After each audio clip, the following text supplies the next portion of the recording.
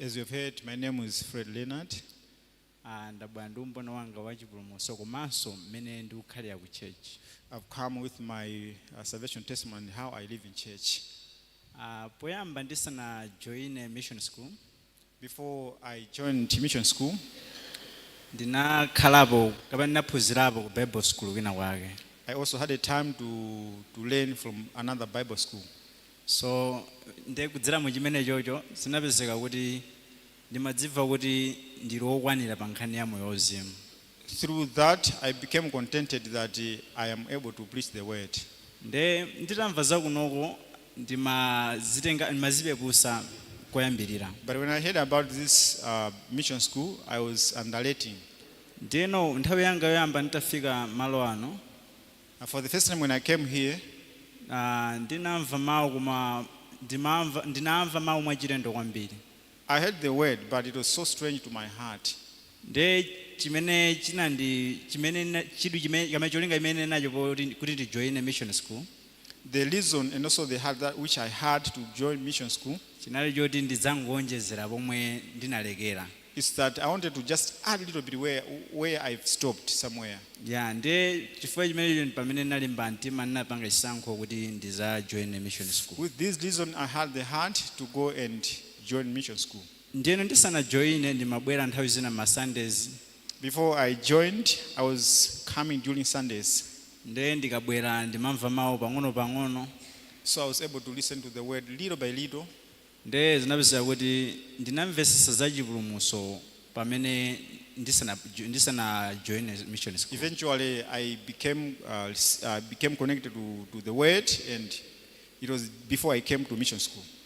Zitachitika moteromo zinandipangitsa kuti ndisinthe cholinga changa. With that, it has made me to change my heart. Kuti nsangopita kuti ndikaonjezere koma ndikaphunzire chenicheni chimene Bible ikufuna kuti ife tikhalemo. I made it in my mind that I should not go there to add, but I should go there to learn. Ndi pamene ndinapanga chisankho kubwera kuno. That's when I made a decision to come here. Ndipo paka panopa ndikuphunzirabe. Until now, I'm still learning.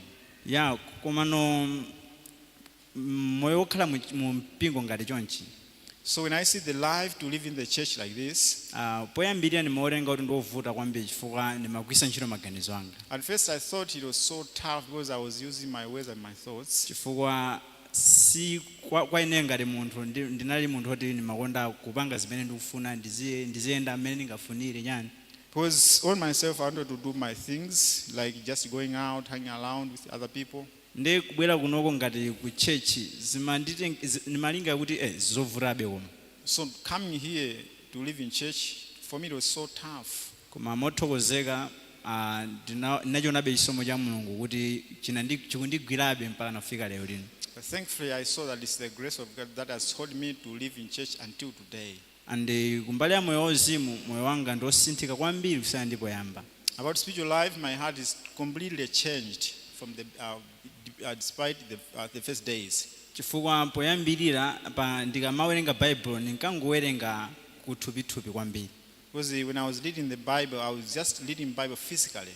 Koma sinimadziwa kuti mtima wa Mulungu ndorani kuchokera mu Bible. I did not know about the true heart of God from the Bible. Koma panopa ndikamawerenga Bible ndimakhala ndikusakasaka mtima wa Mulungu kuti mtima wa Mulungu ndi chani pa ndorani pa script kapena pa malemba amene ndawerengawa. But these days when I'm reading the Bible, I always search the heart. What's the heart of God during in this word?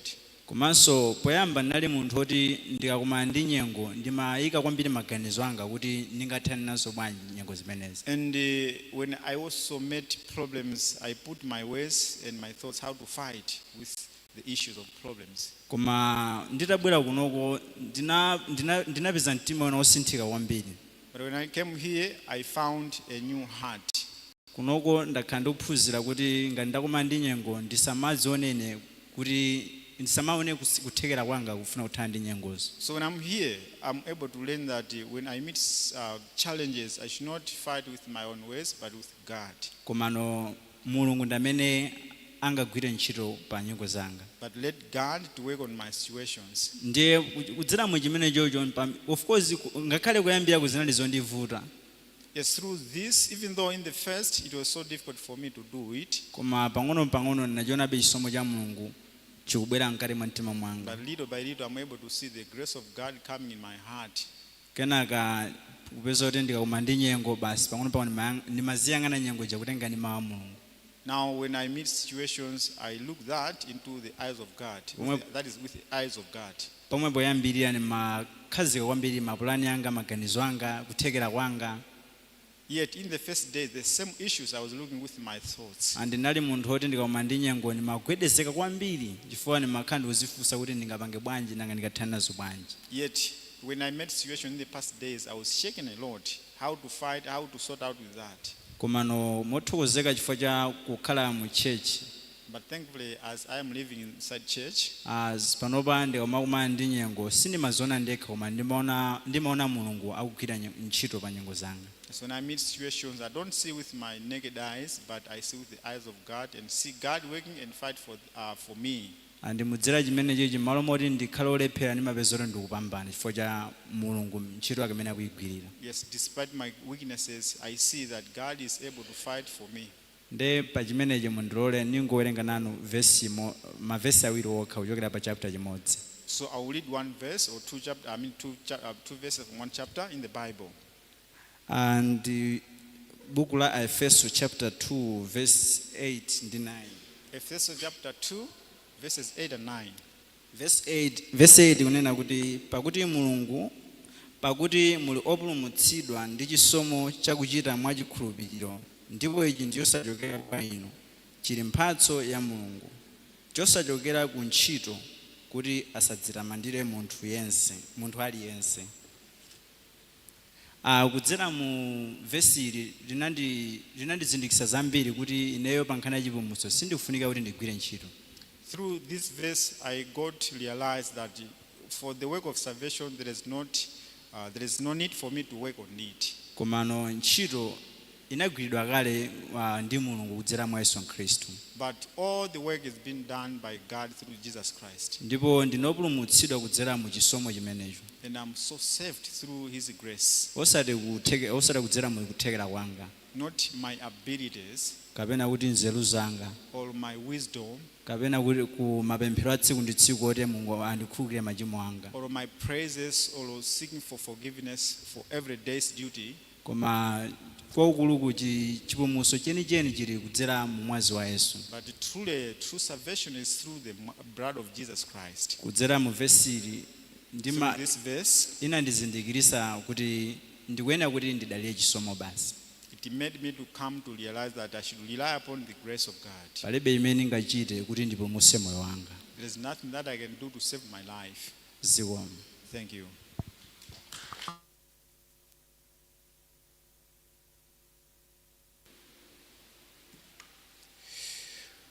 Thank you very much for the testimony.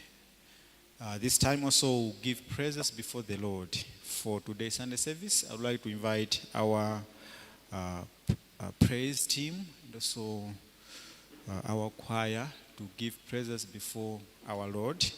So as they are coming, let's give them a hand of applause.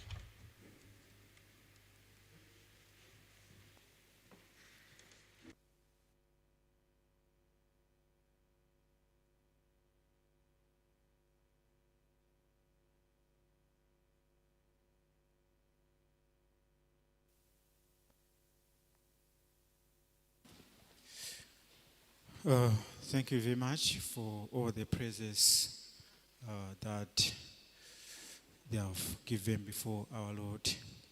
So for today's Sunday service, it's time to listen to the word.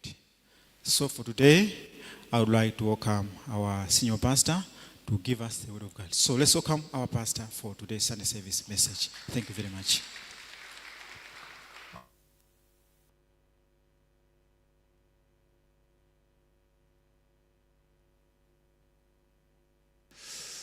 Good morning, everyone.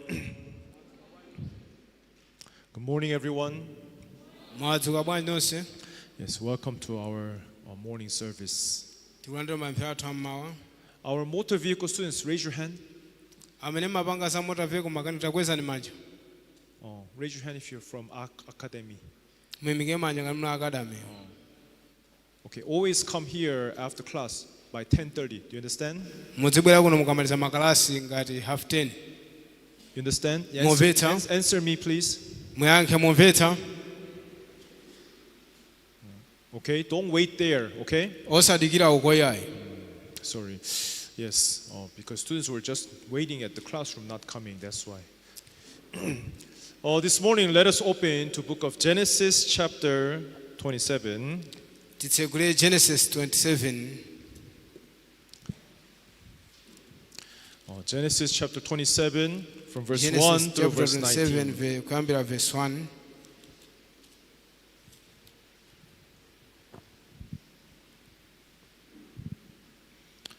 Genesis chapter 27, from verse 1. Genesis chapter 27 kuyambira verse yake ya See if 1 you found it, I'd like to read from verse 1. ndi ngati mwapeza ndiwerenga kuyambira verse yake ya 1 Now it came to pass when Isaac was old, his eyes were so dim that he could not see, that he called Esau, his older son, and said to him, My son. And he answered him, Here I am. ndipo panali atakalamba Isaki ndi maso ace anali akhungu losaona nalo anamuyitana Esau mwana wace wamwamuna wamkulu nati kwa iye mwana wanga ndipo anati kwa iye ndine pano Then he said, Behold, now I am old, I do not know the day of my death. ndipo anati taonanitu ndakalamba sindidziwa tsiku la kufa kwanga Now therefore, please take your weapons, your quiver and your bow, go out to the field and hunt game for me. tsopano tengatu phodo lako ndi tsopano tengatu zida zako ndi phodo lako ndi uta wako numuke kuthengo kundisakira ine nyama And make me a savory food such as I love, and bring it to me that I may eat, that my soul may bless you before I die. nundikonzere ine chakudya chokolera chonga chomwe ndichikonda ine nudze nacho kwa ine kuti ndikudye kuti moyo wanga ukudalitse ndisanafe Now Rebekah was listening when Isaac spoke to Esau his son, and Esau went to the field to hunt game and to bring it. ndipo anamva Rebeka pamene Isaki ananena ndi Esau mwana wace ndipo Esau ananka kuthengo kukasaka nyama ndi kubwera nayo So Rebekah spoke to Jacob, her son, saying, Indeed, I heard your father speak to Esau, your brother, saying, ndipo Rebeka ananena ndi Yakobo mwana wace nati taona ndinamva atate wako ali nkunena ndi Esau mkulu wako kuti Bring me game and make savory food for me, that I may eat it and bless you in the presence of the Lord before my death. unditengere ine nyama undikonzere ine chakudya chokolera kuti ndidzadye ndi kukudalitsa iwe pamaso pa Yehova ndisanafe Now therefore, my son, obey my voice according to what I command you. tsopano tu mwana wanga tamvera mawu anga monga momwe nditi ndikuuze iwe Go now to the flock and bring me from there 2 choice kids of goats, and I will make a savory food from them for your father, such as he loves. pitatu kubusa ukanditengere ine kumeneko tiana tiwiri tabwino tambuzi ndikonzere nato chakudya chokolera cha atate wako chonga chomwe achikonda Then you shall take it to your father, that he may eat it, and that he may bless you before his death. ndipo udzapita nacho kwa atate wako kuti udye ndi kukudalitsa iwe asanafe. And Jacob said to Rebekah his mother, "Look, Esau my brother is a hairy man, and I am a smooth-skinned man." Yakobo ndipo anati kwa Labeka amache, taonani Esau mkulu wanga ndiye munthu waubweya, ine ndine munthu wosalala. Perhaps my father will feel me, and I shall seem to be a deceiver to him, and I shall bring a curse on myself and not a blessing. Kapena atate wanga adzandiyambasa ndipo ndidzaoneka pamaso pache ngati wakunyenga, pamenepo ndidzadzitengera ine temberero sindalitso. But his mother said to him, "Let your curse be on me, my son. Only obey my voice and go, get them for me." Ndipo amache anati kwa iye, pa ine likhale temberero lako mwana wanga, koma tamvera mawu anga, kadzimuka kunditengera timeneto. And he went and got them and brought them to his mother, and his mother made savory food such as his father loved. Ndipo anamuka nakatenga nadza nato kwa amache ndipo anakonza chakudya chokolera chonga chimene anachikonda atate wache. Then Rebekah took the choice clothes of her elder son Esau, which were with her in the house, and put them on Jacob, her younger son. Ndipo Labeka anatenga zovala zokoma za Esau mwana wache wamkulu zinali nyumba, namveka nazo Yakobo mwana wache wang'ono. And she put the skin of kids of goats on his hands and on the smooth part of his neck. Ndipo anamveka zikopa za tiana tambuzi pamanja ache ndi pakhosi pache posalala. Then she gave the savory food and the bread which she had prepared into the hand of her son Jacob. Ndipo anapereka mdzanja la mwana wache Yakobo chakudya chokoleracho ndi mikate imene anayipanga. So he went to his father and said, "My father," and he said, "Here I am, are you my son?" Ndipo iye analowa kwa atate wache nati, atate wanga. Iye nati, ndine pano, ndani iwe mwana wanga? Jacob said to his father, "I am Esau, your firstborn. I have done just as you told me. Please arise, sit, and eat of my game, that your soul may bless me." Ndipo Yakobo anati kwa atate wache, ndine Esau mwana wanu wamkulu. Ndachita monga mwandiwuza ine. Ukanitu khalani tsonga, idyani nyama yanga, kuti moyo wanu undidalitse ine. Yes, up to verse 19, we have read. Mpaka verse 19 tawerenga. This morning, we have read here Genesis chapter 27. Nde maono tawerenga Genesis chapter 27. As a pastor, as a preacher, every Sunday as I come here to share the word of God, Nde monga mbusa mongolalikira nthawi zonse ndikabwera mawu kudzagawa mawu a Mulungu.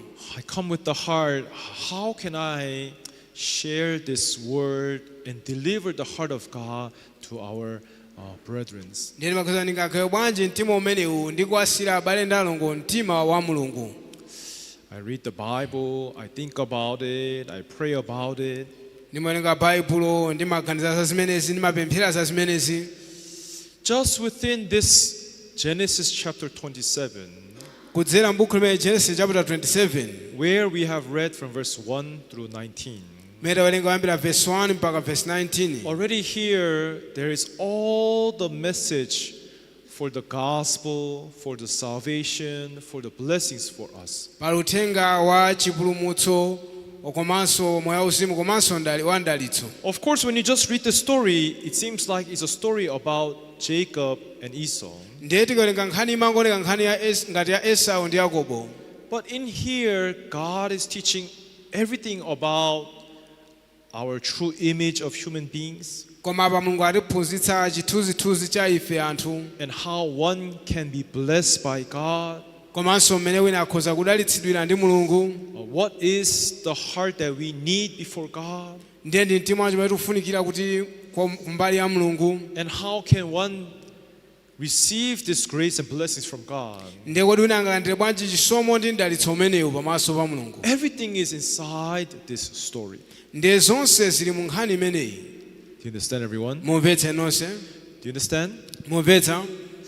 That's why if we are able to just listen carefully and discover the spiritual teaching of this story, ndiye ngati mutamvetsera bwino ndi kuzindikira zauzimu zimene zikuphunzitsidwa apazi, everyone, there's a tremendous message, heart that God wants to deliver to us here. ndiye pali mtima ndi uthenga waukulu umene Mulungu afuna kupereka kwa ife. Sometimes I'm overwhelmed with all this message and the story, the teachings that God is nthawi teaching ina us. ndimakhudzika ndi ukulu ndi ziphunzitso zonse zimene Mulungu akutipatsa. But the problem is to bring this story out, Kwavuto kuti titulutse nkhani zimenezi mtima mwanga, and then by sharing this story to you this morning, ndiye kugawana nanu lero lino mmawa uno, I wonder how much I can deliver this heart and how much can truly reach down to your heart. ndiye ndimadabwa ndikochuluka bwanji mmene ndingakhonze kupereka mtima umenewo, nanga ndikochuluka bwanji inuyo mungakhonze kulandira mawu No matter amenewo. how much I'm filled with the word, Kaya ndadzadza ndi mawu mwa mtundu wanji, there is something called the mood. pali china yochedwa mudi. Yeah, sometimes as a pastor, sorry to say, it's not very easy to stand and preach the word. Ndiye nthawi zina monga mbusa sizikhala zophweka kuyima ndi kutumikira masopano. Just before coming up here, there are so many things that cross my mind. Ndiye sanabwere kuno pana zinthu zambiri zimene zimadutsa mutu There mwanga, are also problems. mavuto, Why these things is not well organized. kuti nchifukwa chani sizikuyenda bwino, Why we are not checking. nchifukwa sitikufufuza izi. Although there are many people, brothers and sisters, who can be working together, Ndiye ngakhale pali abale ndi alongo ambiri amene tikhoza kugwira ntchito limodzi. yeah, there are sometimes why we miss these things, why we cannot check these things. How can I bring the hearts of brothers and sisters closer to the work of God? Kuti nchifukwa sitinaone izi, nchifukwa sinafufuze, ndingabweretse chifupi bwanji mtima wa abale ndi alongo kugwira ntchito ya uthenga wabwino. Yes, as a pastor, sometimes when I think about these things, Ndiye monga mbusa nthawi zina ndikaganiza zinthu zimenezi, of course, it's because it's not that I can control everything. inde sindingakhoze kusamala zinthu zonse. Anyways, I have a desire wanting to make everyone to be able to listen and receive this precious word in your hearts. Ndiye ndi mtima ofuna kuti nalesa akhoze kuyandikira ndi kumvetsera ndi kulandira mawu a Mulungu amenewa. Sometimes when I see brothers and sisters dozing, I want to go and wake them up. Listen, you have to listen to this word. Ndiye ndikaona nthawi zina abale ndi alongo akugona ndimafuna ukatutsa kuti chonde kuyenera kumvetsera mawu amenewa. Sometimes brothers and sisters might think, Pastor, we have labored all week long and we have come to the house of God. Of course, when we come to the house of God, we feel in peace. We feel like dozing. Ndiye tagwira ntchito wiki yonse abusa tavutika, ndiye tikabwera nyumba ya Mulungu timamva kupumula, ndiye timafunabe kusinza kapena kugona. From your point, you can say like that. Kumbali yanu mukhoza kunena monga choncho, But from my point, koma kumbali ya ine, brothers and sisters, wake up. abale ndi alongo tadzukani, You have to listen carefully, mwene kumvetsera word mwatchero, by word, mwene kumvetsera so bwinobwino, that the full understanding ndi kukhala ndi kumvetsetsa kwathunthu, can reach to your heart, kuti kufike mkati mwa mtima so that wanu, you can find peace from the heart of God. kuti mupeze mtendere kuchokera ku mawu a You Mulungu, can find true joy from the word of God. kuti mupeze chimwemwe choona kuchokera ku mawu a Mulungu. Anyways, today morning also, Ndiye leronso mmawu uno, really in my heart I pray that God can guide us during this time. ndiye ndi pemphero langa kuti Mulungu akhoza kutitsogolera mu nthawi imeneyi. Hope that God can give us His grace so that the clear word can be delivered to you. Ndiye kuti Mulungu akhoza kutipatsa mwayi kuti mawu enieni abwere kwa inu, And pray that clear understanding can come into your hearts. ndiye kumvetsetsa kuona kukhoza kubwera mkati mwa mtima wanu. That's why, with that in mind, let's Fine. begin this morning service. Ndifake ndi zimenezi m'magazi mwathu tawerenga mawu a Mulungu amenewa. Everyone, do you like mangoes? Kodi abale mmakonda mango? Do you like mango fruit? Mmakonda zipatso za mango? Yeah, mango is very delicious, right? Mango ndi okoma sioncho, It's very like soft, ndi ofewa. jelly. Yeah, I like mango very much. Inenso ndimakonda mango kwambiri. Of course, right now it's not a season, so we don't see them much.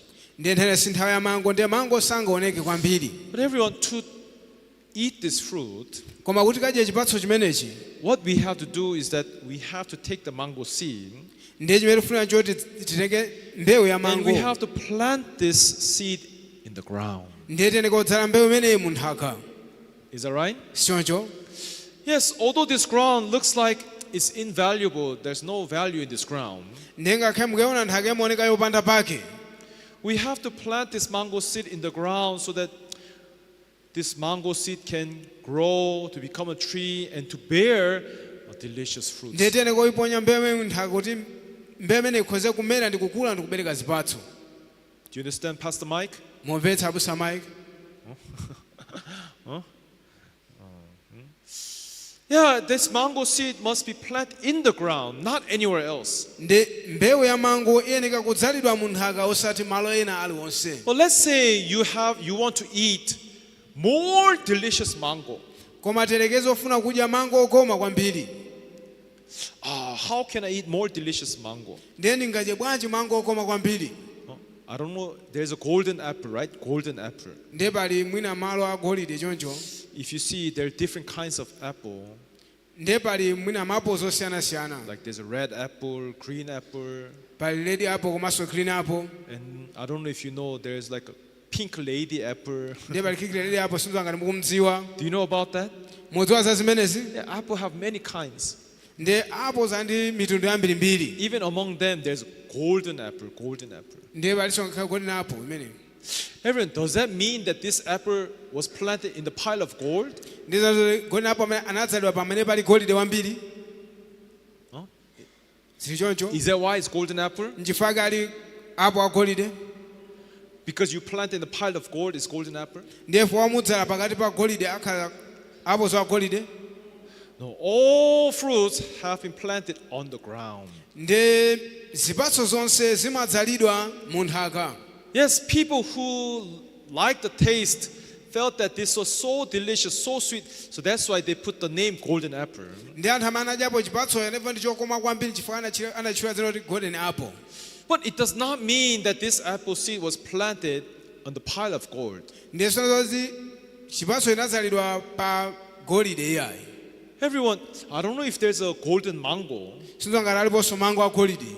Is there such mango, golden mango? Pali mango a mtundu umenewu.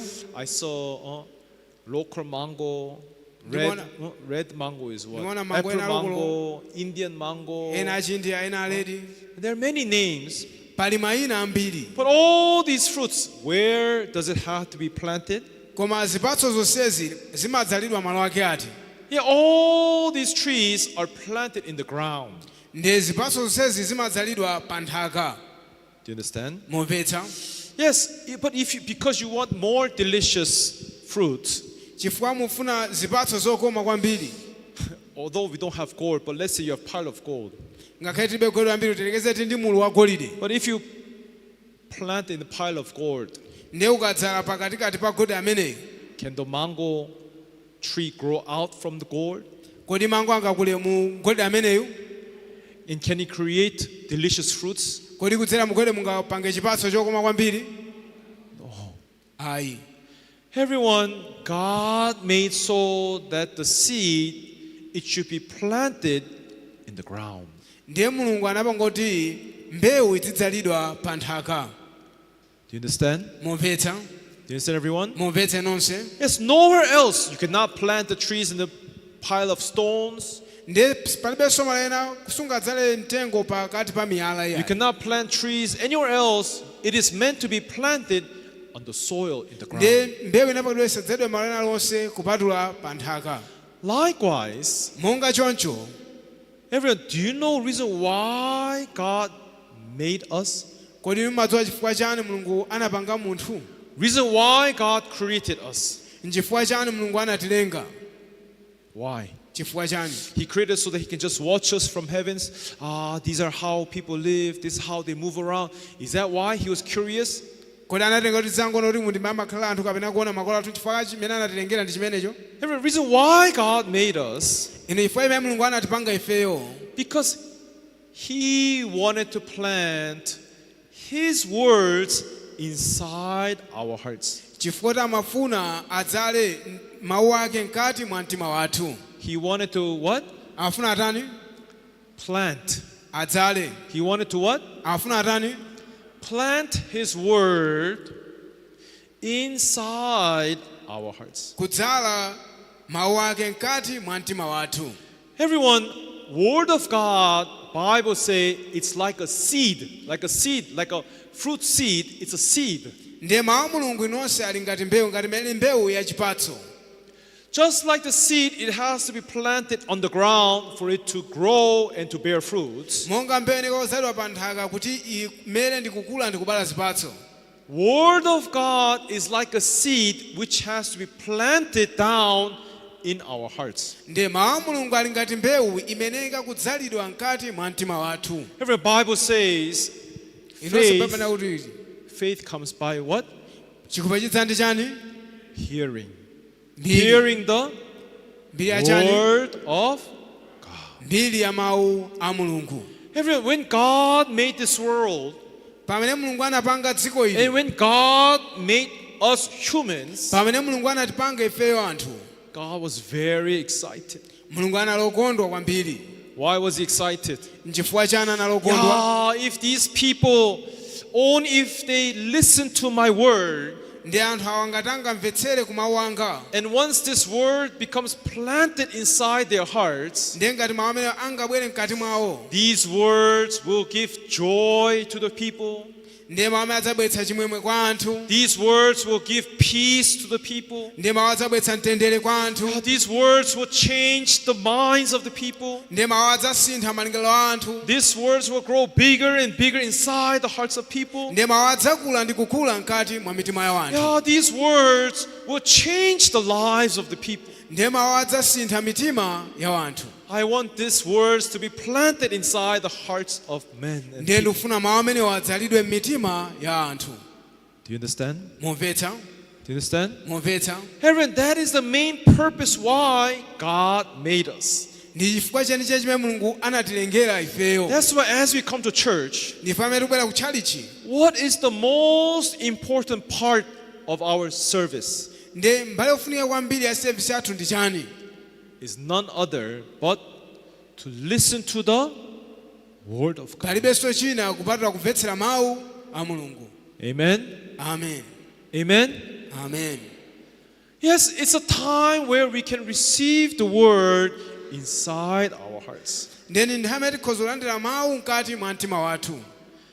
As God looks down, who uses their hearts to receive my word? mmene mulungu akuyang'ana pansi kuti ndi ndani akugwiritsa ntchito mtima wake kulandira mawu a mulungu. Here we can see that God truly loves those people and bless those people who really cherish the word, who respect the word, who plant the word in their hearts. ndiye mulungu amakonda komanso amadalitsa anthu amenewo ali ndi mtima olandira mawu awa, kuwasamala mawu awa mkati mwa mtima wawo. That is why, brothers and sisters, today, as we are sharing this service together, Chifukwa abale ndi alongo tili pano kugawana mawu awa, the most important thing is that we need to cherish this time. ndiye chofunika kwambiri chotene kosamala nthawi imeneyi, This time where we are to receive the word of God. nthawi imene tikulandira mawu a mulungu. Everyone, God also made a path of how one can become free from sin. ndiye mulungunso anapanga njira imene munthu akhoza kumasukira ku tchimo. Today, sadly, the Christianity has went the crooked way. ndiye pano zokhumudwitsa kuti chikhristu chinapita njira yolakwika. Preachers are not truly focusing to the word of God. ndi azilalikisali ndi chidwi ndi ku mawu a mulungu. Just busy saying to people just to pray hard, try to keep the commandments, help the poor. amangoza anthu amphere kwambiri kuyesa kusunga malamulo kapena kuthandiza osauka. Yes, we do need to pray. inde ndife ofunikira kupemphera. Yes, we need to respect God. inde tene kumulemekeza mulungu. But everyone, what is more important than that? koma chofunikira posa zonsezi, God made a path that anyone who wants to receive salvation, mulungu anapanga njira kuti aliyense amafuna kulandira chipulumutso, everyone, we need to listen from God. tiyeneka kumvetsera kwa mulungu. Clearly saying we need to listen from the word of God. tiyeneka kumvetsera ku mawu a mulungu. Do you understand? mumvetsa? Do you understand? mumvetsa? God made a path of salvation through listening. mulungu anapereka njira ya chipulumutso kudzera mu kumvetsera. Let's look at one word in the Bible. tione mawu amodzi a m'baibulo. In book of John chapter 10. Yohane chapter 10. Yes, please open to John chapter 10, Yohane chapter 10 verse 1. verse yake ya 1. John chapter 10 verse 1. Yohana chapter 10 verse 1. Here Bible says, Abaibulo unena, most assuredly I say to you, he who does not enter the sheepfold by the door, but climbs up some other way, the same is a thief and a robber. indetu ndinena ndi inu, iye osalowa nkhola la nkhosa pa khomo koma akwera kwina, iyeyo ndiye wakuba ndi wolanda. Every sheepfold, in other words, house of God. Ndi khola la nkhosa ndi nyumba ya Mulungu. Bible says, the Lord is my what? Ndiye pamati ambuye ndiye ndani? Lord is my Amati ambuye ndi ndani? shepherd. Mbusa wanga. Right? Sioncho. Yes, the Lord is my shepherd. Yehova ndiye mbusa wanga. Which means we are to become what? Ndiye ife tikuyenda kukhala chani? Sheep. Tikuyenda kukhala nkhosa. So that's how God described our relationship with Jesus Christ and us. Ndi mene Mulungu afotokozera ubale wathu wa ifeyo ndi Yesu Khristu. Now, meaning that you are truly the sheep and Jesus Christ is your shepherd, Ndiye ngati muli nkhosa, Yesu Khristu ndi mbusa wanu. that means that we need to be inside the sheepfold of where Jesus Christ has made for us. Ndiye tene kukhala mu khola limene Yesu watipanga kuti tikhalemo. And Bible says here, Ndiye Bible kunena apa, if you want to enter inside the sheepfold, ndiye ngati ufuna nkhola la nkhosa, you have to enter through the what? ukuyeneka kulowa kudzera pa chani? Through the door. Kudzera pa khomo.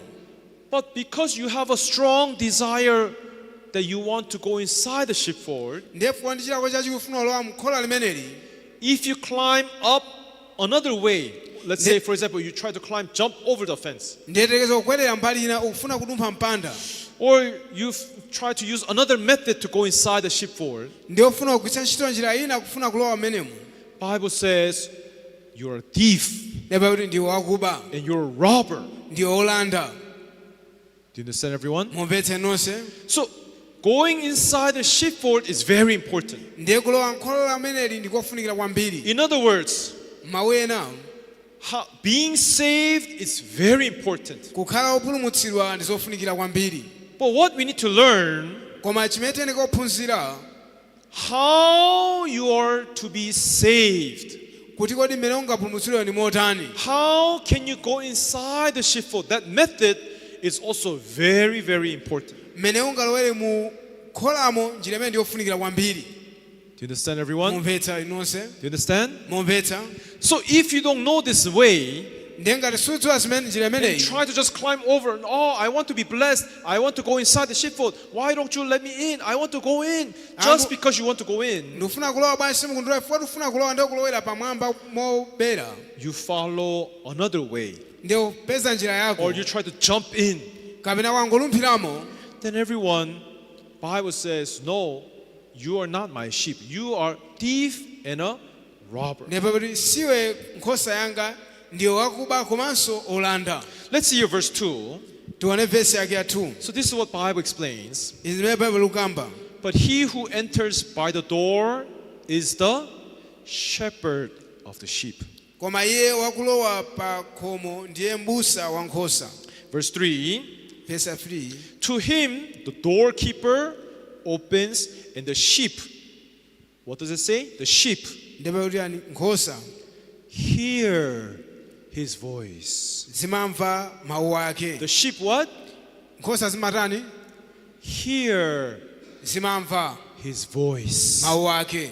And he calls his own sheep by the name and leads them out. Ndiye azitsogolera pozitana imodzimodzi ndi kuzilowetsa mkati. Verse 4. Verse 4.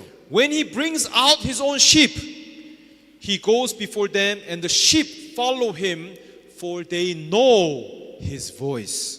Pamene atulutsa zonse za iye azitsogolera ndipo nkhosa zimtsata iye chifukwa zidziwa mawu ake. So Bible is saying that when the sheep is sent out, and when it comes back to the house, Ndiye ngakhale nkhosa azitumizotala ndi zikamabweranso ku nyumba, they follow by what? ndiye zimamutsata mva chani? Hearing the voice of the shepherd. Zimamva liwu la mbusayo. Do you understand? Mumvetsa? Do you understand? Mumvetsa? Yes, they follow the voice of the shepherd. They listen and follow that voice, and then the shepherd opens the door. ndiye nkhosa zimamutsatira pomva mawu ake ndiye iye amatsegulira khomo, And then the sheep goes inside through the door. ndiye nkhosa zimene zimalowa mu khola limeneli. Everyone, this is how Bible describes our relationship with Jesus Christ. ndiye mundime baibulo lofotokozera ubale wathu ndi Yesu Khristu. In other words, why do we come to church? mwanjira ndi chifukwa chani mabwera ku Why church? are we here before the Lord for our service? Chifukwa chani muli pano kukhala mu service imeneyi? We are here to listen to the voice of God. tili pano kumvetsera liwu la Mulungu. We are here to listen to the voice of the shepherd. tili pano kumvetsera liwu la m'busa. Do you understand, everyone? mumvetse nonse. That's why if you truly want to be blessed, ndiye chifukwa ngati mufuna kukhala odalitsika, you should not ask yourself, what should I do to God so that I can be blessed? ndiye musadzifunse nokho ndichite chani kwa Mulungu ndidalitsike. Everyone, before you ask what you should do, musanafunse ndichite chani, what God wants, kodi Mulungu akufuna chani? let me say that to you again. What God wants kodi Mulungu akufuna chani? is for you to listen to his voice. ndiye kuti iwe ukamvetsere liwu lake. Amen. Amen. Amen. Amen. He wants you to what? afuna nimukatani? Listen.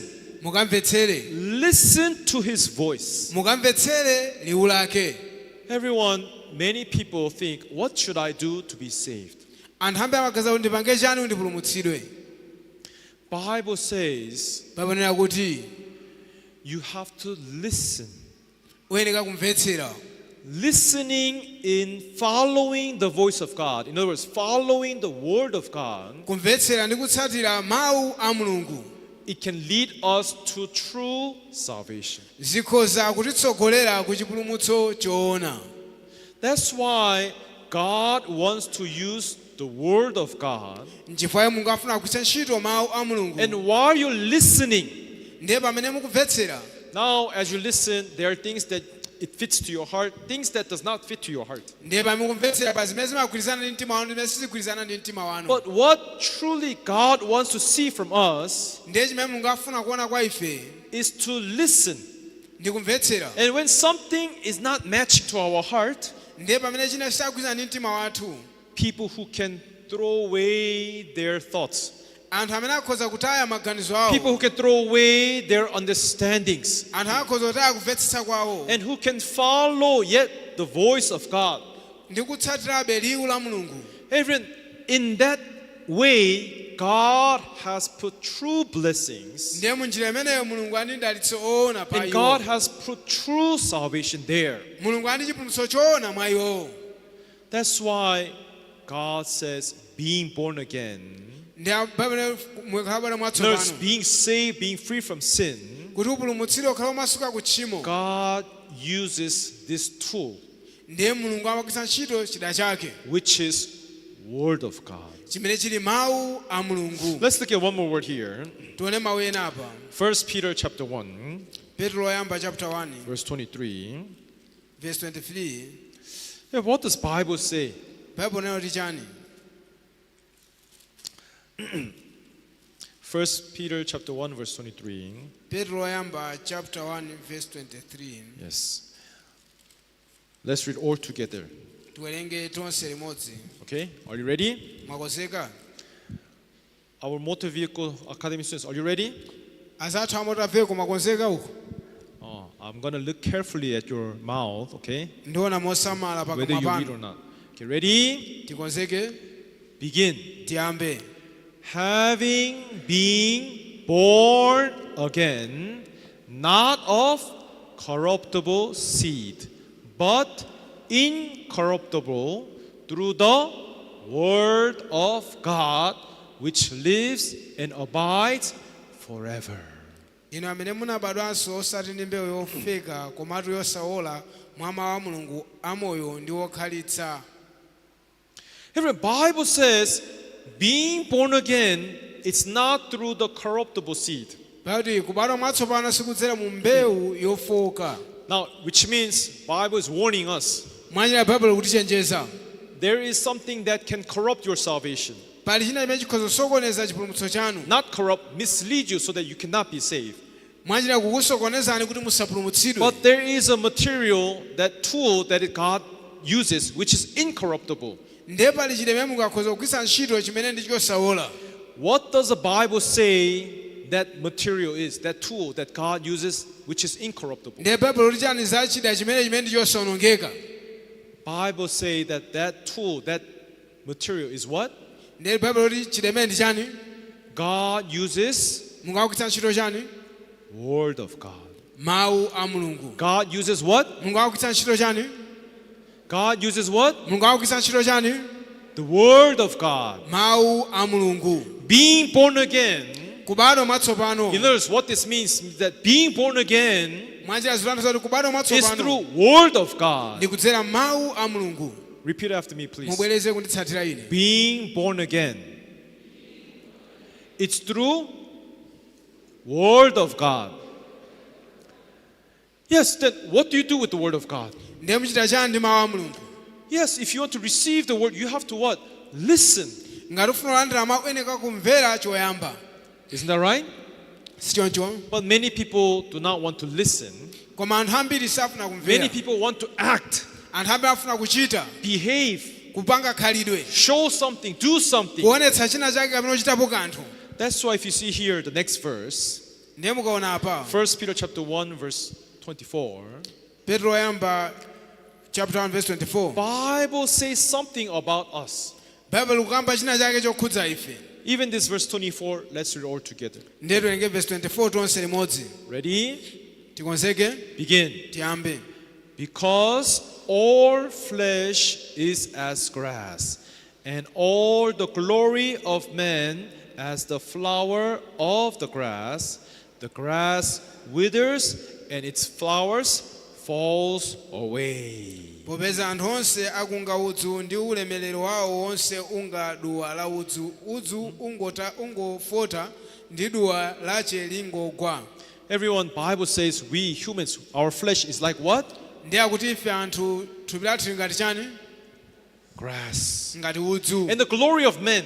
Ndiye ulemerero wa anthu. What is glory of men? Ulemerero wa anthu ndi chani? Yeah, the things that you do good in our eyes. Zinthu zimene machita bwino m'maso mwanu. Let's say, for example, you have helped a poor. Ndiye tiyerekeza wathandiza You have osauka. helped your neighbor. Wanthandiza But mzako. these are all part of the glory of men. Uwu ndi ulemerero wa anthu. Something that you want to boast, something that you want to say that I have done this, so that you can be encouraged. Chinthu chine chimene ukhoza kulozapo choti ukhoza kudzitama ndiwo ndapanga ichi ukhoza kulimbikitsika nacho. Yes, these are what? It's called the glory of men. Ndiye zitchedwa ulemerero wa anthu. What the Bible say? Baibulo ndi chani? Is Bible saying that God will use glory of men?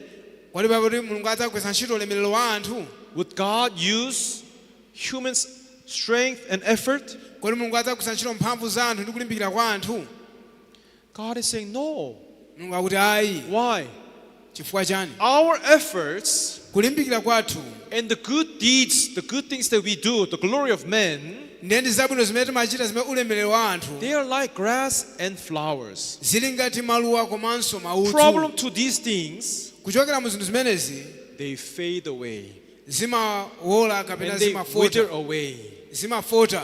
So that's why this cannot be the tool, the material that we should use in receiving salvation. Nde izi sizingakhale zida zimene tingagwiritsa ntchito polandira chipulumutso. These cannot be the tool, the materials that can be used to receive being born again. Nde zinthu zimene sitingagwiritsa ntchito pa nkhani ya kubadwa mwatsopano.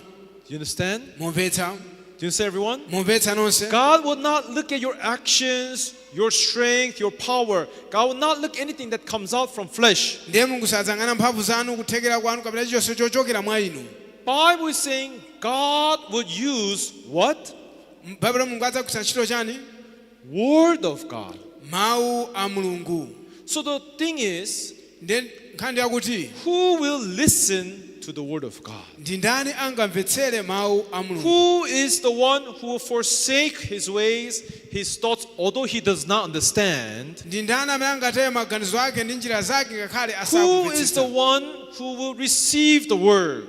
Ndi ndani angalandire mawu? Everyone, you might think, oh, okay, fine. To be blessed, I should listen. Okay, I'll listen, Pastor, then. Ndiye mthokozera akuti ndidalitsike ndione kumvetsera mawu ndi abusa ine ndimvetsera. Everyone, just because you say you want to listen does not mean that you are able to listen. ndiye sikungoti ufuna kumvetsera ndiye ukhonza kumvetsera iyayi. There is a certain heart that God requires. Ndiye pali mtima umene mulungu afuna tikhale nawo, A certain heart that God is looking for. mtima umene mulungu akuyang'ana. Everyone, not just outwardly listening is listening. Osati kungomvetsera mwakunja koma kumene sikumvetsera You kwenikweni. have to clearly and precisely listen, understanding the heart of God. Ndiye kuyenera kumvetsera ndi kumvetsetsa bwinobwino ndi kumvetsetsa mtima wa mulungu. Do you know who is the first king of Israel? Madzi oti mfumu woyamba Israeli anali ndani? Who is the first king of Israel? The Mfumu ya very Israeli first yoyamba king. ndani? Oyamba weniweni. Yes, his name is King Saul. Dzina lake linali mfumu Sauli. Right? Sioncho? Saul or Saul. Dzina lake linali Sauli. I'll call him King Saul. Ndiye Sauli, God one day anointed this man, King Saul, to become king over Israel. ndiye tsono mulungu anamudzoza munthu amene Sauli kukhala mfumu ya Israeli. He is the anointed king of God. Ndi munthu odzozedwa wa mulungu.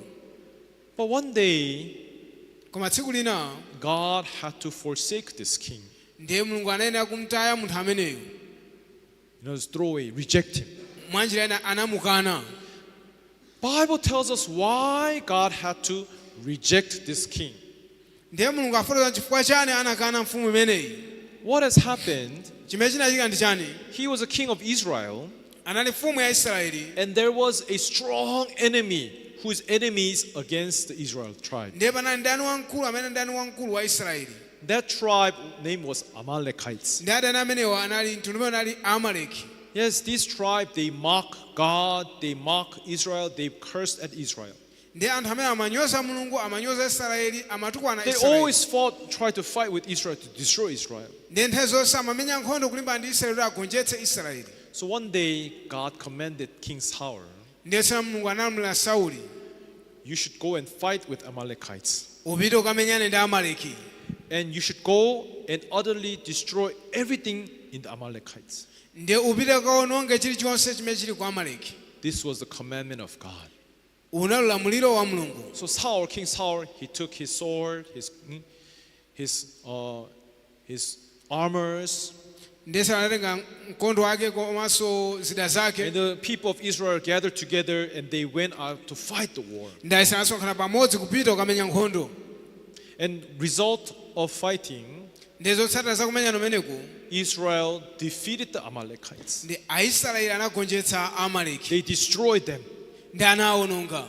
Do you understand? Mumvetsa? Do you understand? Mumvetsa? So Saul did according to what God said, right? Ndiye Sauli anapita ukapanga zimene anamuwuza mulungu, sioncho?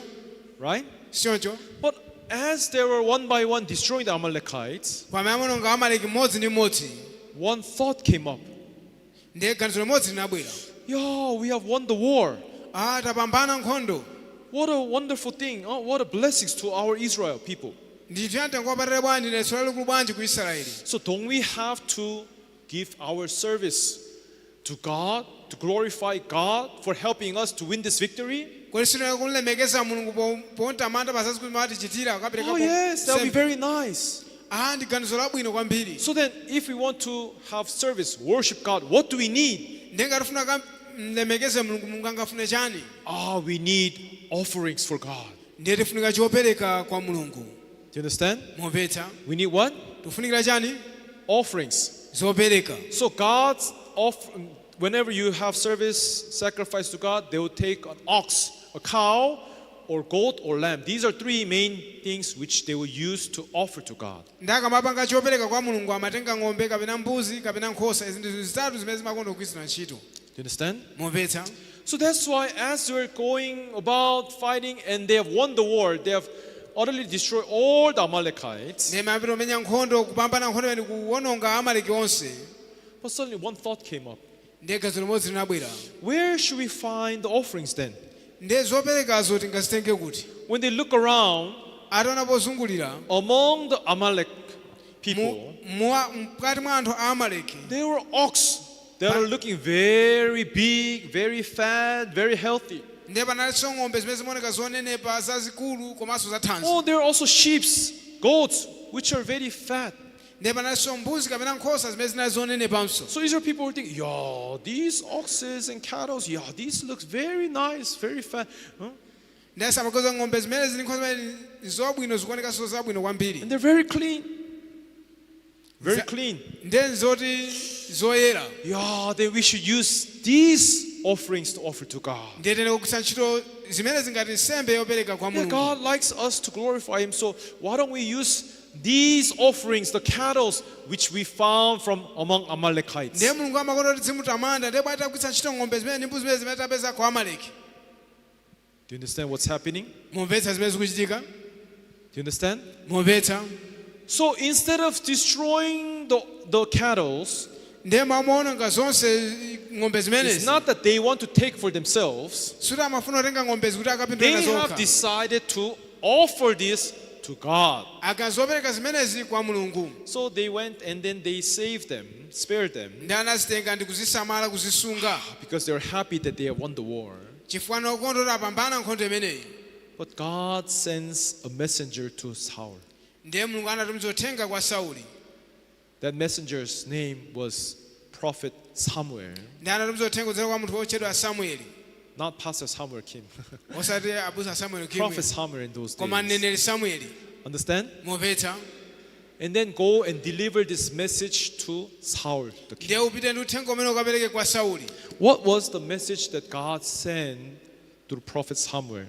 Ndiye ndi uthenga umene Mulungu anatumiza nawo mneneri Samueli. That story comes out in 1 Samuel chapter 15. Ndiye nkhani mwabwera pa Samuel chapter 15.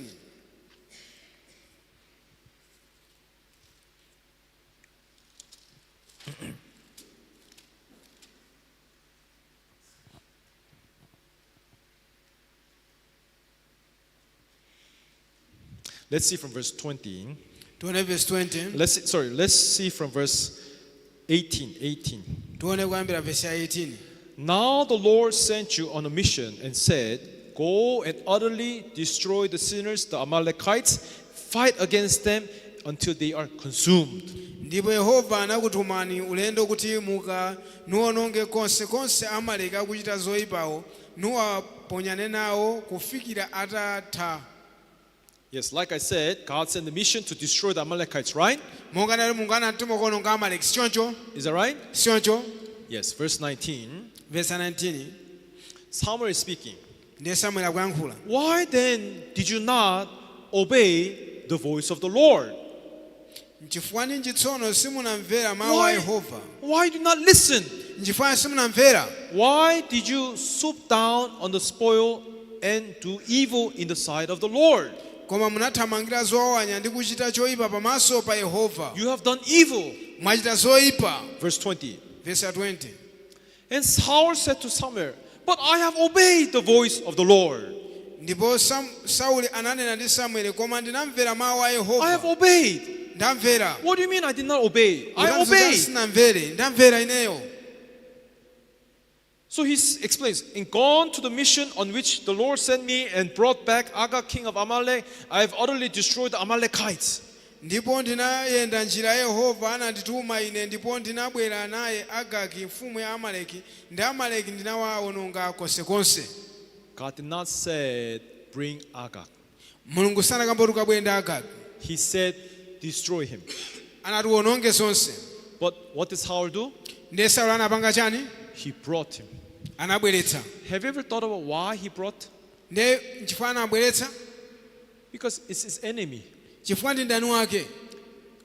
Don't you want to boast about the victory or not? Kodi sungafune kunyaditsa chipambano chako kapena kuti ufune kunyaditsa munthu? When you achieve something, Ukamachemera chinthu do china. you have the heart wanting to boast or not? Makhala ndi mtima wofuna kudzitamandira kapena ayi?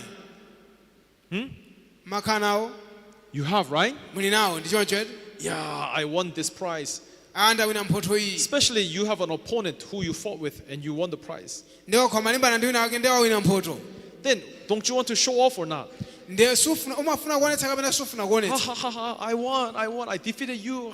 Ndawina I won. ndakupambana iwe. Oh, you loser, I winner. Iwe wolusa ine wopambana. Don't you want to boast or not? Mafuna kuonetsera kuti mwapambana kapena ayi? Right? Ndi choncho eti? If there must be an opponent to boast to show that you have won.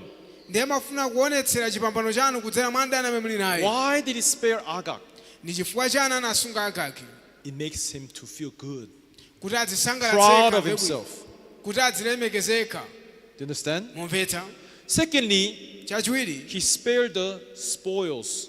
ndi anasunga zofunkha. These are not, it belonged to Amalekite, but Amalekite is destroyed, so it belongs to us now. Ndiye izizi zinali za Amaleki, koma Amaleki onse tawapha, ndi izizi ndi zathu tsopano. So without hesitating, he took the spoils thinking that, it's ours. Ndiye sanachedwe koma kutenga zofunkha ukazwa ndi zanga tsopano. So it's okay to use this to offer to God. Ndiye ndi zabwinobwino kutengeza ukampatsa Mulungu. That's what God did not like. Ndi zimene Mulungu sanakondwere nazo. It seems like he listened. Amaoneka ngati wamvetsera. Although you have listened 99% of what God has said, Ndiye ngakhala wamvetsera 99 zimene Mulungu ananena. if you leave 1% out, Ngati sunamvera chimodzi, then that's not listening. koma usikumvetsera. Do you understand? Mumvetsa? That's not listening. Sikumvetsera ya. Everyone, if you want to listen to the word of God, Ngati mumvetsera, mufuna kumvetsera you mawu a have to Mulungu. listen precisely and follow exactly as God says. Ndiye mwene kumvetsera bwinobwino mmene Mulungu akunenera. That's why if you see here, N'chifukwa chake mukaona apa, in verse 20, he said, I have obeyed. verse 20 akuti ndamvera. Verse 22. Verse 22. So Samuel said, has the Lord as great delight in the burnt offerings and sacrifices as in obeying the voice of the Lord? Ndipo Samuel anati, kodi Yehova akondwera ndi nsembe zopsereza ndi nsembe zophera monga ndi kumvera mawu a Yehova? Behold, to obey is better than sacrifice, and to heed, in other words, to listen, than the fat of rams. Taonani, kumvera ndiko kokoma koposa nsembe, kutchera khutu kokoma koposa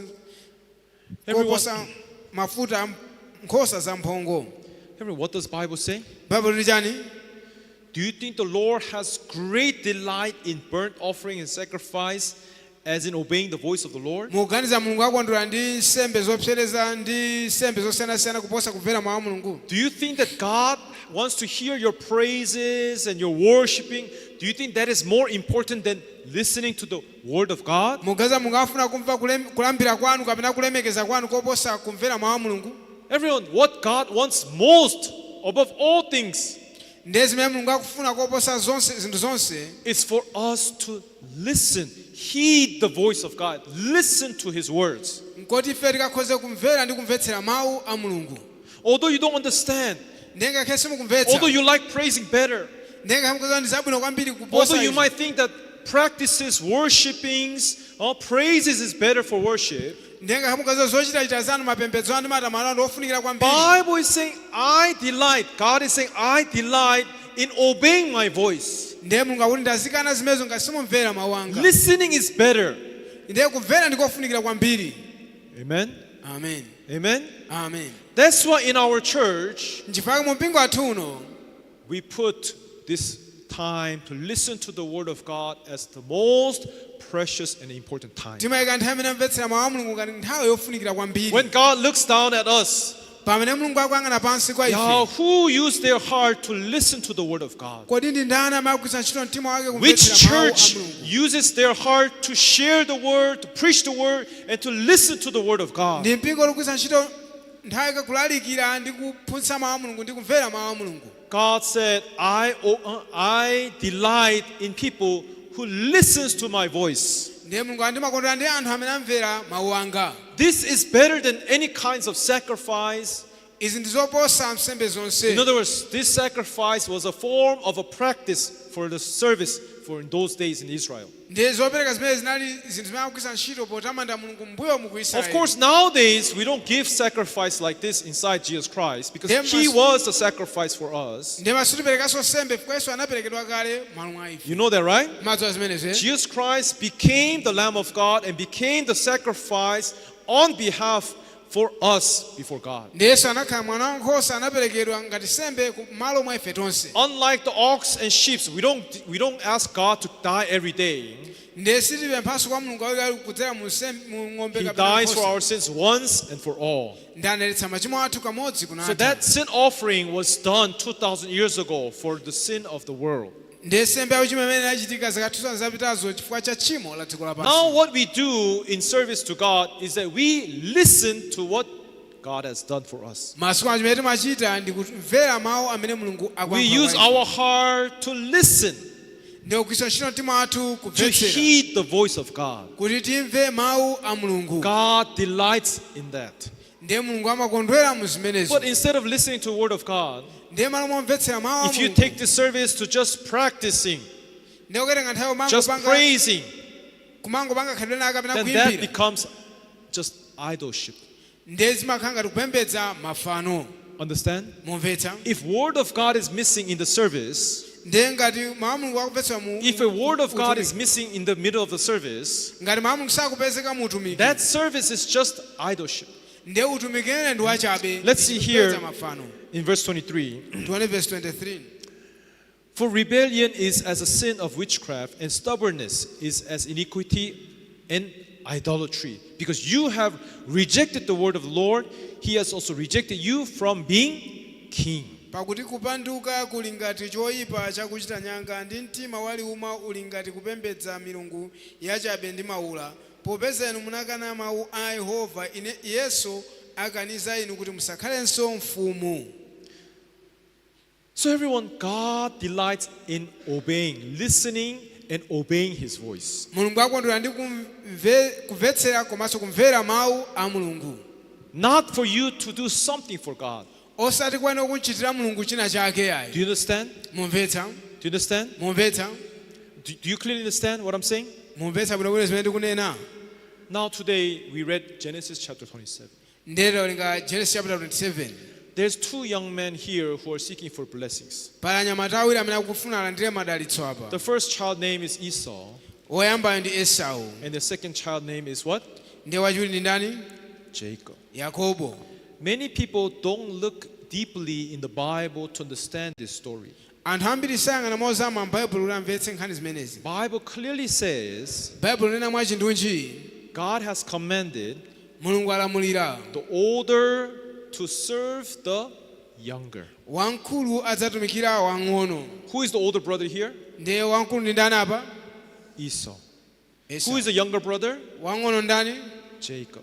Yakobo. So God has already appointed Ndiye Mulungu anasankha kale Jacob to be blessed. kuti Yakobo adzakhala wodalitsika. Amen. Amen. Now many preachers are saying, you should not be blessed like this. Ndiye olekambira kuti siyena wodalitsika monga chonchi. Jacob has lied. Yakobo ananama. No, Ayi. Jacob did not lie. Yakobo sananame. Jacob obeyed. Yakobo anamvera. Jacob obeyed the voice. Yakobo anamvera liwu. That is what you need to focus to. Ichi ndimene kuyikapo chidwi chathu. When Father Isaac gave the order to go out to catch the game, to cook savory meat so that he can bless his sons. Ndiye pamene atate anati upite ukandisakire chakudya ndi kuliphikira chakudya chokola chimene ndichikonda. Through these two people, God wanted to teach us the way of who is the one who can be blessed. Ndiye kudzera mu nkhani ya anthu awiri amene Mulungu afuna ationetsere njira imene tikhoza kukhala wodalitsika. Remember, God said, I delight Ine ndikondwera in those who listens to my voice, to heed my word. kwa amene amvetsera ndi kusunga mawu anga. I like people who listen to my word more than burnt offerings and sacrificing, bringing me burnt offerings and sacrifice. Ndimakonda anthu amakhala chidwi ndi kumvetsera koposa kubwetsa nsembe zopsereza ndi nsembe zophera. Do you understand? Mumvetsa? Do you understand? Mumvetsa? What did Esau go out to fetch? Ndiye Esau anapita kukatenga chani?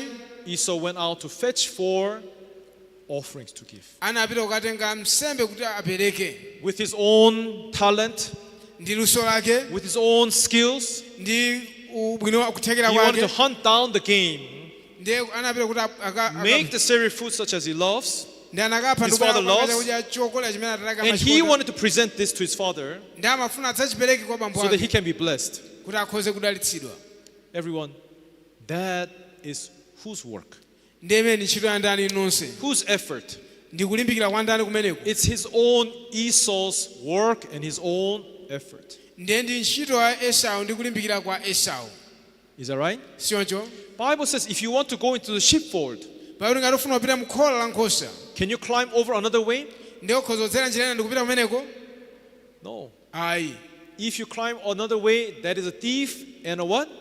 ndiye ngati Robber. ukwere pa khoma nkulowera mmenemo ndiye ndiye wakuba komanso olanda Understand? momvetsa If you want to go inside the sheepfold, ngati ufuna kulowa mkhola la nkhosa you have to listen to the shepherd weni kumvetsera mbusa wa and nkhosa follow his voice. ndi kutsatira liwu Do lake as he says. ndiye kuchita monga akunena. Everyone today, this image of Jacob is like Jesus and us before ilo God. lino chithunzi cha Yakobo chimene chili ngati ifeyo ndi Yesu Khristu. When Rebecca heard that father wanted to bless Esau, Pamene amayi anamva kuti bambo afuna kudalitsa mwana wawo right away he called Jacob. pomwepo anamuyitana Yakobo. Yeah, you have to be the one to be blessed. Iwe ndi amene ukuyenera kukhala wodalitsidwa. So why don't you listen to me and bring me the two kid of goats? I will make cereal food such as your father loves. Ndena ngabwanyo usandimvera ine ndikupita kukanditengera tanatiwiri ta mbuzi ndipange chakudya chokolera monga And bambo then ako you go amachikonda. inside and say that you are the firstborn Esau. Ndiye okalowa mkati mwana ndiwe mwana woyamba Esau. Was Jacob happy to hear this? Yakobo analokondwa kumva izi kodi? Mom, Amayi, what's wrong with you? vuto ndi chani Are you ndi? mad? Kodi mwaserezeka? Blessings? I'm lying. This is not a blessing, it's a curse. Madalitso ndikakhala ndikunama amene si madalitso ndi temberero. Right? Sioncho? Jacob clearly had the heart that this is not a blessing, it's a curse. Ndiye Yakobo ana mtima wakuti usi ndalitso ndi temberero.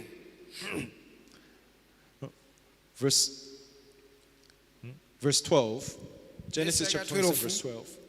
Genesis chapter 27. What verse if my 12. father feels me and touch me and realize that I'm Jacob? Nanga bwanji atakandiyambasa ndizoti sine Esau ndine You hear Yakobo. verse 12. Perhaps my father will feel me and I shall seem to be a deceiver to him and I shall bring a curse on myself, not a blessings.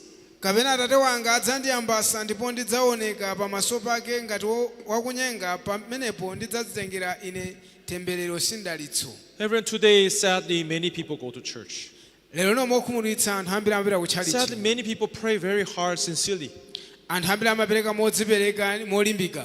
I don't want to disappoint you about that. Sindikufuna ndikukhumudwitseni za zimenezi. But if that is not the way which God has said that you can be saved, Ndiye ngati imene sali njira imene Mulungu anayika kuti mudalitsikire. don't you think that we have to listen carefully what Bible says? Kodi sitikuyenera timvetsere bwino kuti Bible kuti chani?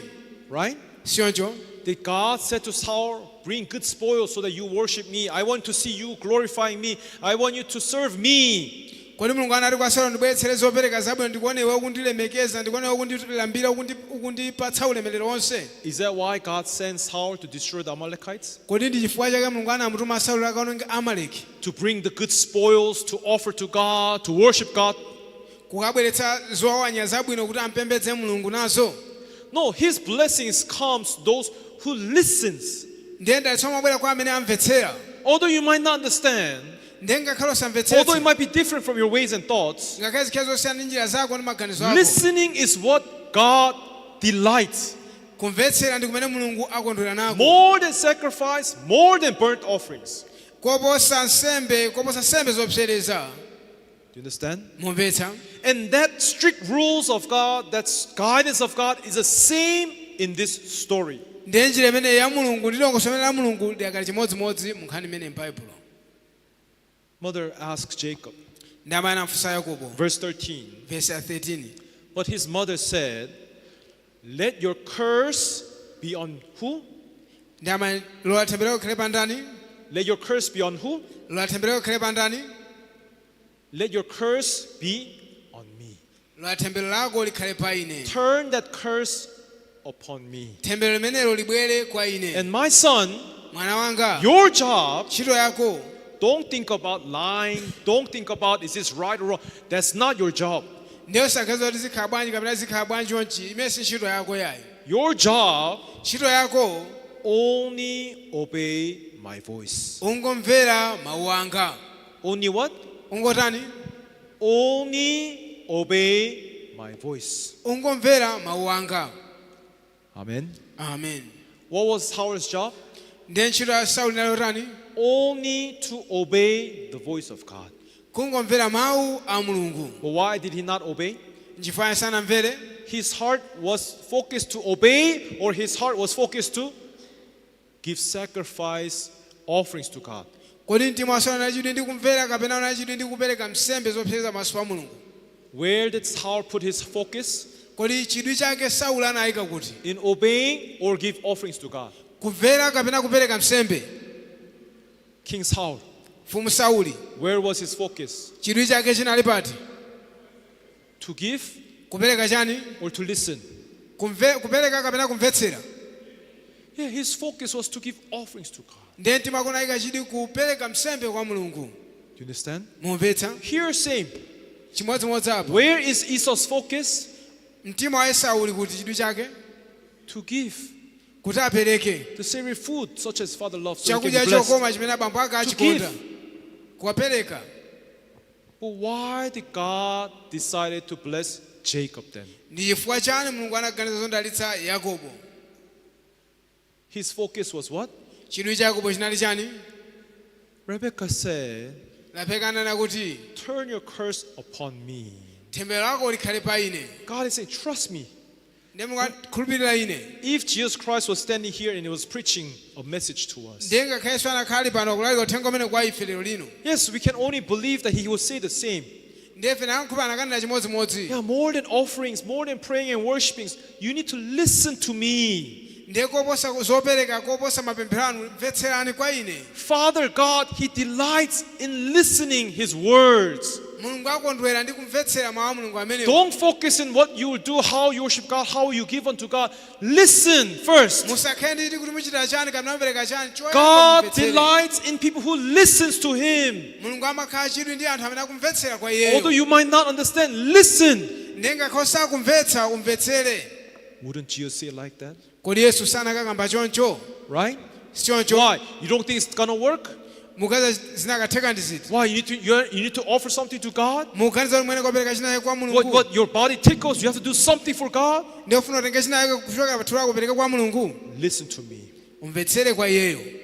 If God curses you for not listening, then turn that curse upon me. Ndiye ngati Mulungu akutembere chifukwa kutamvetsera kwa ine. Remember, Jesus is asking us to listen to the word.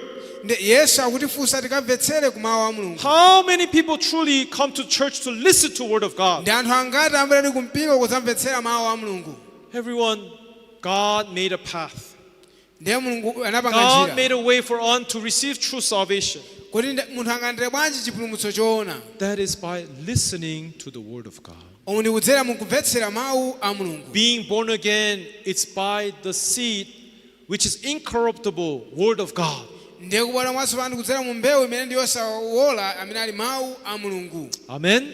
Amen. That's why in this church we emphasize for you to listen, Njifambe timapanga chidwi kuti muyeneka to kumvetsera. heed the voice of God. Kumvetsera liwu la Mulungu. Salvation comes by listening to the word of God. Ndiye ikhome imadza kumvera mawu a Mulungu. Chipulumutso kumvera mawu a Everyone, Mulungu. even for those who can be blessed. Ndiye kwa amene akhoza kukhala odalitsika. Like God said to Abraham, go to land that I will show you. Monga Mulungu anamuwuza Abrahamu upite ku I dziko will make you a father limene of many nations. ndidzakupanga ukhale mtundu waukulu You wa shall be anthu. called the blessings. Udzakhala mdalitso. What made God to bless Abraham? Chinampanga Mulungu amudalitse Abrahamu ndi chani? Although it was burdensome. Ngakhale zinazolemetsa. Although he does not understand. Ngakhale samamvetsetsa. Although he had to depart from his father's house. Ndiye nkhana kuti achoke ku dziko la makolo ake. Abraham listened to the word of God. Ndiye Abrahamu anamvetsera mawu a Mulungu. Everyone, even today, all the people whom God blesses, Lero lino anthu amene akudalitsidwa ndi Mulungu. all the people who receive true salvations, Anthu onse amene akulandira chipulumutso choona. who finds the true blessings from God, Amene amapeza mdalitso woona pamaso pa Mulungu. are the people who listen from the word of God. Ndi anthu amene amvetsera ku mawu a Mulungu. Amen. Amen. Amen. Amen. That's why everyone, Chifukwa chake nonse we have to listen, heed the voice of God.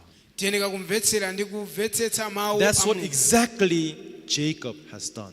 Ndi zimene Yakobo anachita kwathunthu. And that is the part what God have seen. Iyo ni mbali imene Mulungu And that is anaona. the reason why God blesses Jacob. Chifukwa Mulungu anamudalitsa Yakobo. Because he listens. Chifukwa anamvetsera. Although he does not understand, Ngakhale samamvetsetsa. only obey my voice and go. Ungomvera mawu anga ndi kupita. Many preachers say that he lied. Azilakambe amati ananama. The issue is not about his lying.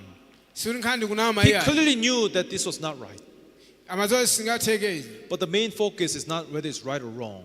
ndiye nkhani soti ananama kapena ayi Although you understand or not, kaya mwamvetsetsa kapena ayi are you a person who listened to the voice of God or not? kodi ndiwe munthu amene amvetsera mawu a mulungu Everyone, today, true blessings come to you when you listen to these words. lero ndalisono mabwera kwa inu mene mukumvetsera mawu a mulungu Yeah, although you want to pray, you want to do something and think that you can be blessed, leave this for a moment aside.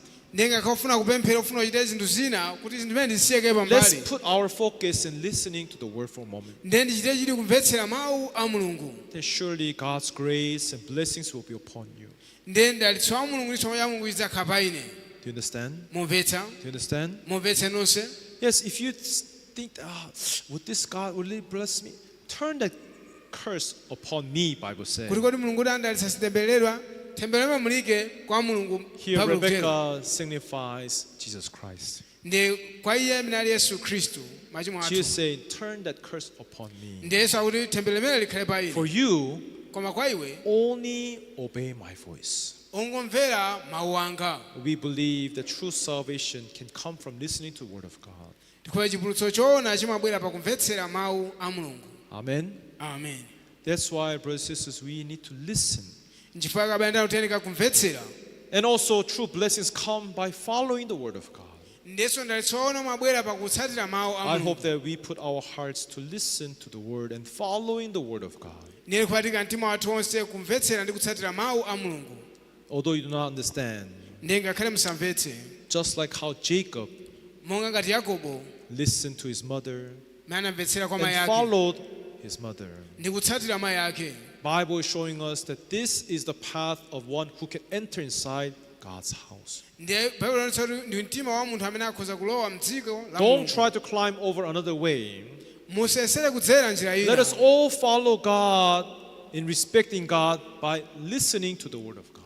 ndiye muloti onse titsatire ndi kulondola mulungu pakumvetsera Then surely God's grace and mercy will be upon you. ndiye chisomo ndi mdalitso wa mulungu ukhala pa ife tonse Amen. amen Up to here, I'll preach. Let's pray. ndiye ndimalizira apa tiye tipemphereni Yes. Father God, thank you for giving us this time. atate tikuyamikani foti pa nthawi imeneyi You have given us your word, mwatipatsa mawu the anu true way of worshiping you, Lord. ndi anthu ona amene apembedzeni mulungu It's not doing what we can do for you, sizimene tingachite kwa inu iyayi using our power and our strength. kugwiritsa ntchito mphamvu yathu ndi kuthekera kwathu Instead, it is to listen to the voice of the God. malo mwake ndi kumvetsera ku mawu a mulungu It's listen to the word that you have given to us. ndi kumvetsera ku mawu amene munatipatsa Allow us to put our focus in listening to the word of God. ndiye mulotekeke chidwi chathu pakumvetsera mawu a mulungu We believe that your grace and mercy will be upon us all. tikuti chifundo ndi chisomo chanu zikhala pa ife Thank tonse you for giving us this time. tikuyamikani pototsa nthawi In imeneyi all these things we have prayed in the name of Jesus Christ. zosera mu dzina la yesu khristu Amen. amen Thank you. zikomo kwambiri